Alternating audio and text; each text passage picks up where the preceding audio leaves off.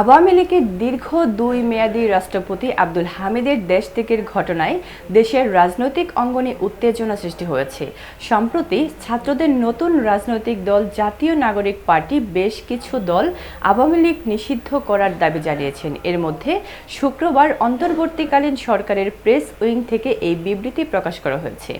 বিবৃতিতে সরকারের পক্ষে বলা হয়েছে, আওয়ামী লীগকে নিষিদ্ধ করার যে দাবি উঠেছে তা গুরুত্বের সঙ্গে নির্বাচন করা হবে। সরকার ইতিমধ্যে রাজনৈতিক দলগুলোর সঙ্গে আলোচনা শুরু করেন এবং জাতিসংঘের প্রতিবেদনকে বিবেচনায় রেখে দ্রুত সিদ্ধান্ত নেওয়া হবে। এছাড়া সরকার ছাত্রলীগকে সন্ত্রাসী সংগঠন হিসেবে নিষিদ্ধ করার উদ্যোগ নিয়েছে। এদিকে সরকারের এই পদক্ষেপের সঙ্গে সংশ্লিষ্ট সকলের বিরুদ্ধে আইনি ব্যবস্থায় নেওয়ার কথা জানানো হয়েছে। সরকারের দাবি, দেশের জনগণের দাবি এবং আন্তর্জাতিক আইন মেনে এই ধরনের পদক্ষেপ নেওয়া হবে। এটি রাজনৈতিক অঙ্গনে এক নতুন উত্তেজনার সৃষ্টি হবে এবং দেশব্যাপী আলোচনার কেন্দ্রবিন্দু হয়ে উঠেছে।